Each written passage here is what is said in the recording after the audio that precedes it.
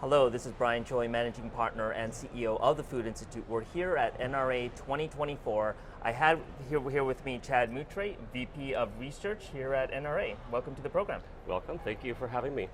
All right, so let's kick things off. What are you seeing in the restaurant space this year at the show?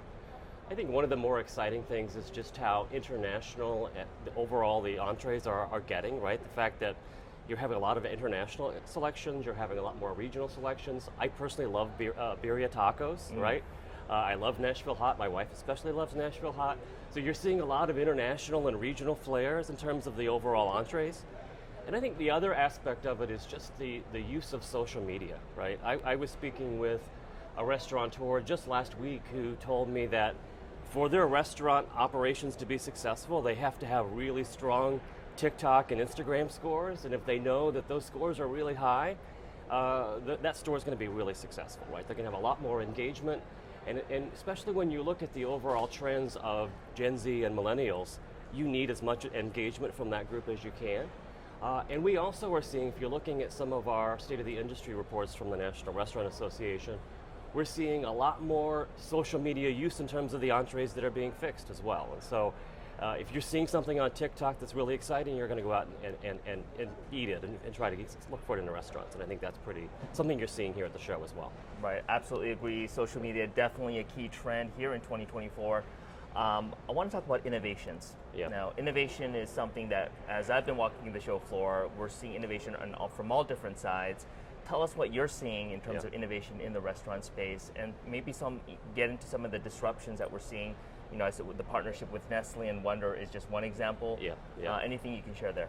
Well, I'm an economist, so you're not going to be shocked when I talk about data. So as I'm walking around, I'm looking at all of the places where you can use data, right? We've seen overall food costs go up around 30% over the last year, actually since the pandemic. We've seen labor costs go up around 30% since the pandemic. And restaurant owners are really trying to find ways that they can become more efficient in their procurement process, in their hiring process, and in terms of their overall costs. And so, as I'm walking around, I'm seeing a lot of use of data and different operating systems that can make that much more efficient. I see the word AI a lot, right, which is obviously a bit of a buzzword, but it's something that I think overall restaurants are looking at finding ways that they can use that data more effectively. That same restaurant owner that I talked about in the last question told me about all the things that they're doing with kiosks and mobile apps, but the thing that he was most excited about was the oil change operating system, right? So that they could actually, you know, I used to work in a restaurant when I was a teenager, and I used to have to take the oil out to the dumps, you know, into the oil thing. Now, of course, all that's automated, right? And it changes the whole restaurant experience. It makes you, especially in a tight labor market, find that work to be much more reasonable and something that people really want to do. Great, and my last question for you, Chad, is as you look out for the next 24 months, what do you expect to see in the dining out category? Well, you know, obviously, overall, we're continuing to see resilience in the economy, as you know, right? The overall gross domestic product is supposed to be around 2.5% this year. In the restaurant category, we also are going to see $1.1 trillion in sales this year, a new record, right? Wow. So that's a great number, but behind the scenes, you're seeing a lot of change in terms of full service traffic is down, but you're seeing quick service and snack and bars activity is up, and so you're seeing a little bit of change behind the scenes there. The other thing that I think is important to note as you're looking at restaurant activity and overall restaurant sales is that you're seeing a lot of news about value consciousness, right?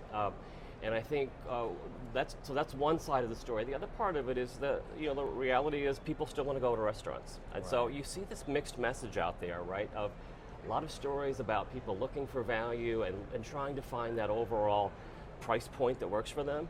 And yet when I go to restaurants, and probably the same is true for you, Brian, they're busy, right? And so you do see these mixed messages out there. I think you are seeing a resilient restaurant sector, but also a sector that is changing behind the scenes since the pandemic, and that's what I would continue to see this year. And one last question, you know, I read one of your posts about menu prices. So menu prices being up 4.1% versus the 3.5% on overall CPI. What's your expectation on menu prices over the next 12 to 24 months?